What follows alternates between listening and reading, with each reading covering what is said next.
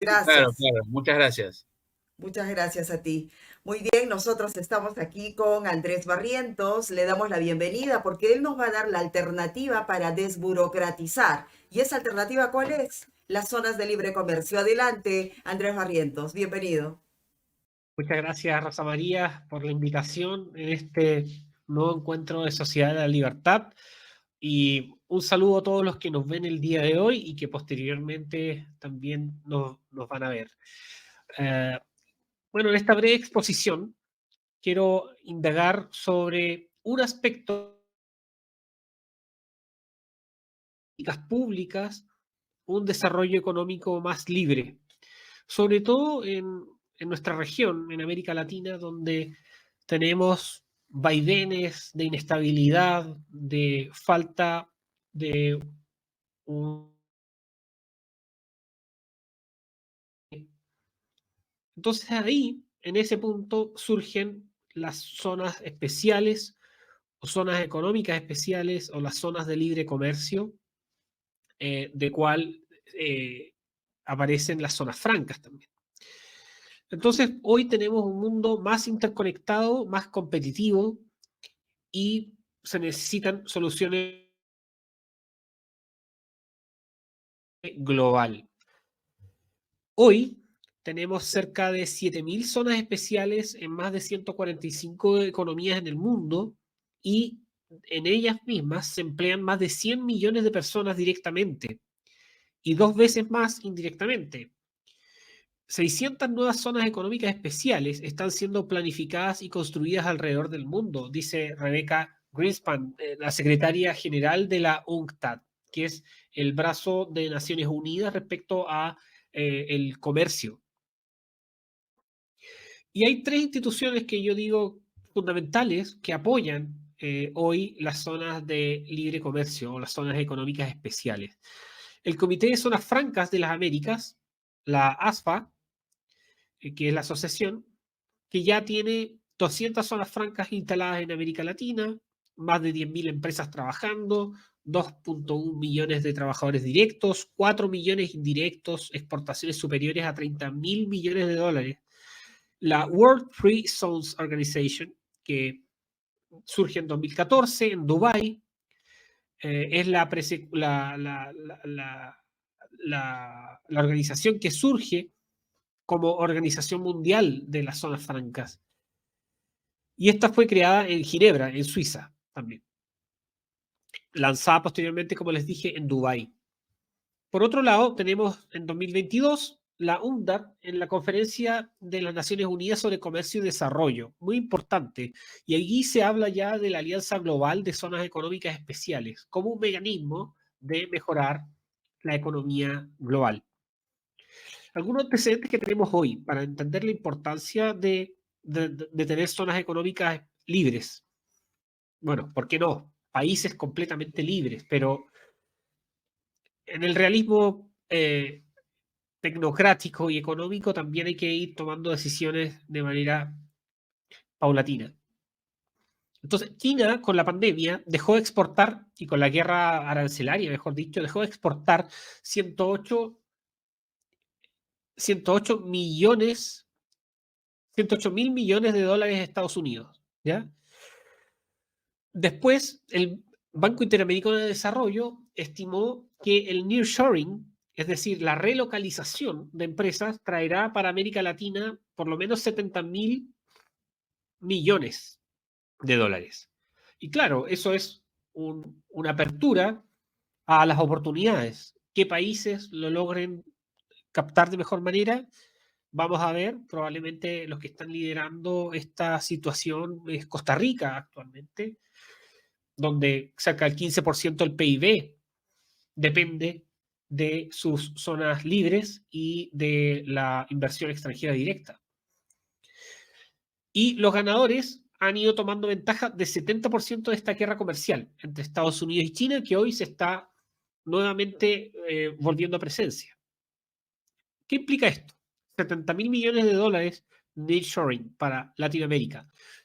Se calcula que son más de 2 millones de empleos directos, 40 millones de metros cuadrados en nuevas áreas, las llamadas agro-free zones, que también se establecen, las e-zones como zonas tecnológicas, las cloud zones, que cada día son más importantes, la nube, los datos, para la economía del siglo XXI. Y se estima además que en 5 años ya el e-commerce ocupará el 35% del comercio mundial, que no es menor. Eso implica desafíos importantes en las cadenas logísticas, en las cadenas de suministro, entre otras.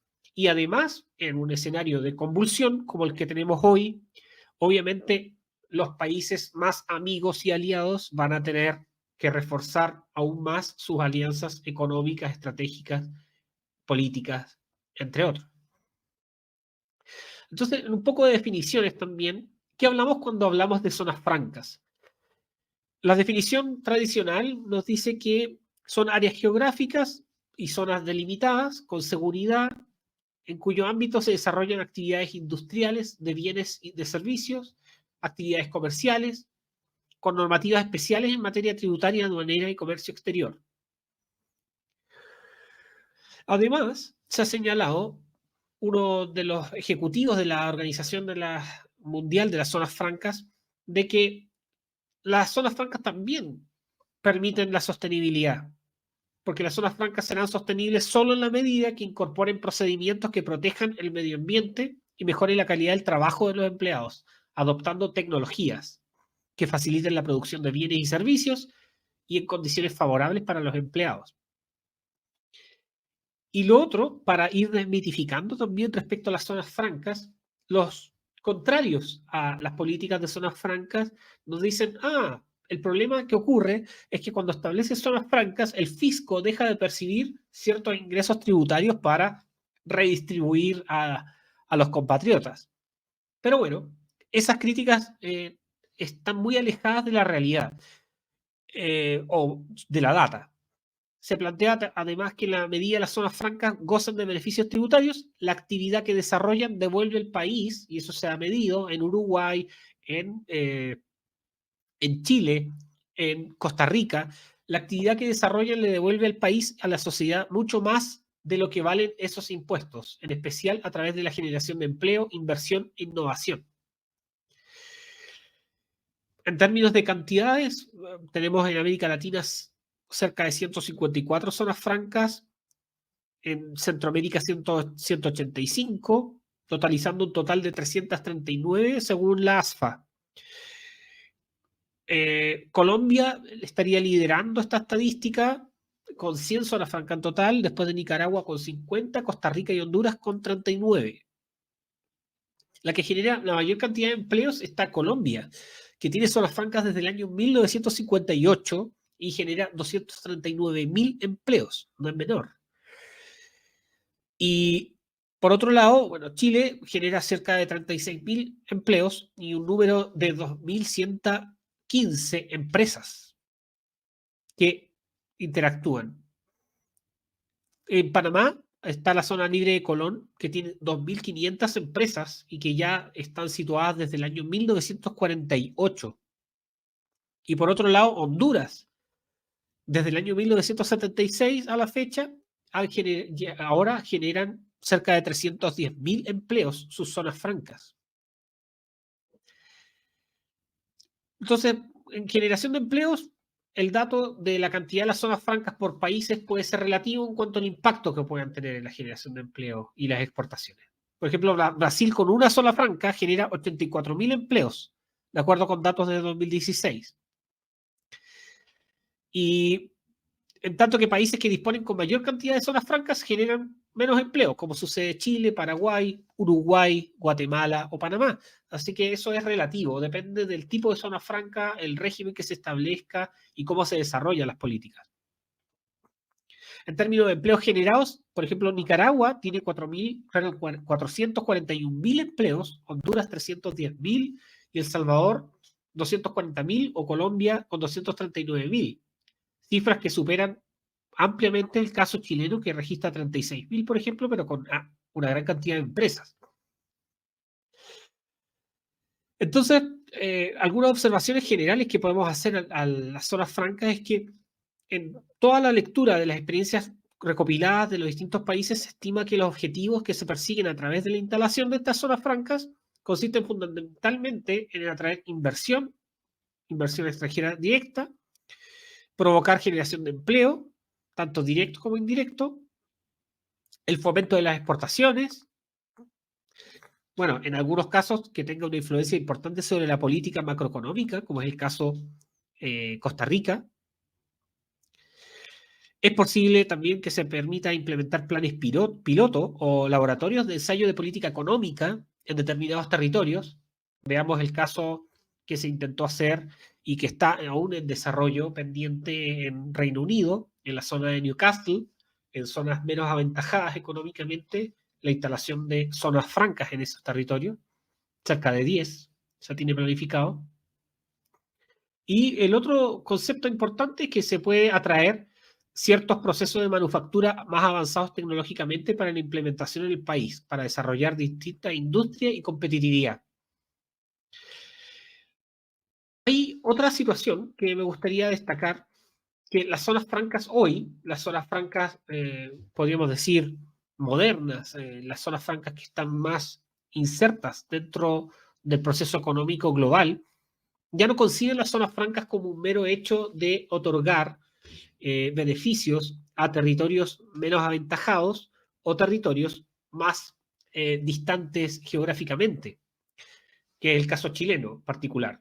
En las zonas de los extremos del país existen las zonas francas y estos beneficios aduaneros en los cuales no necesariamente hoy se conciben así las zonas francas, como el caso Dubái, con zonas francas que tienen distintas alternativas, zonas francas tecnológicas, zonas francas que tienen relación con la búsqueda de elementos de medicina, zonas francas de cadenas logísticas también propiamente tal, de producción de elementos, de ingreso y salida de productos, no solamente de importación, como se solía concebir las zonas francas en los 70s y en los 80s, y como actualmente se sigue concibiendo en Chile de manera errónea.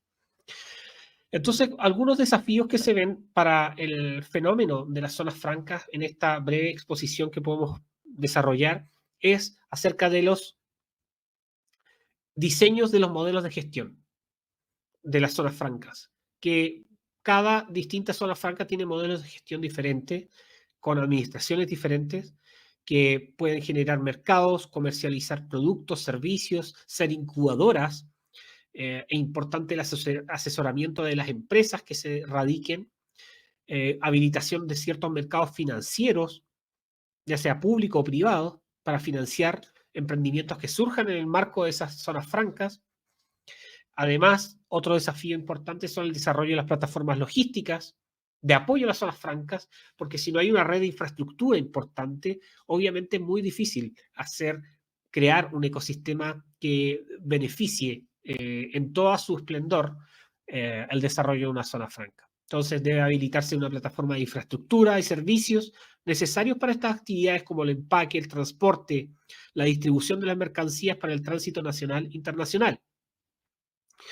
También una vinculación importante en hacer estudios desde las zonas francas con universidades y centros de investigaciones regionales. No necesariamente el establecimiento de estas zonas francas en los centros neurálgicos del país o cercanos a las costas, sino que también en otros territorios. La formulación también de compromisos interinstitucionales, obviamente dar mayor certeza jurídica, apoyo de parte de la institucionalidad pública para estas materias, dejar que las empresas puedan desarrollar sus actividades, entre otras múltiples cosas. Lo importante también de las zonas francas en nuestro continente es que otorguen certezas jurídicas en el largo plazo, invariabilidad de las exenciones tributarias aduaneras, atracción de inversiones extranjeras y también fomentar la competitividad internacional. Y en eso cerrando, Rosa María, yo creo que un gran desafío para los hacedores de política pública y vinculados también con un pensamiento hacia la economía de libre mercado es explorar cómo las políticas de desarrollo de países en vías de desarrollo, por ejemplo, valga la redundancia, el caso Dubái, es muy interesante para poder indagar modelos complejos, por supuesto, pero modelos experimentales para desarrollar la economía de libre mercado a través de estas vías para la mejora del desarrollo de nuestras regiones y provincias en el continente. Así que muchas gracias, espero que les haya gustado y feliz de haber participado el día de hoy. Y muchísimas gracias. Nosotros encantados de tenerte aquí en el Foro Americano Libertad Empresarial, Andrés. Espero estés con nosotros en la Cumbre Mundial de la Libertad para seguir hablando de este y otros temas, sobre todo en la Mesa de Libertad Empresarial. Muchas gracias, Andrés. Muchas gracias, que tengan muy buena noche. Sí, buenas noches. Muy bien, señores.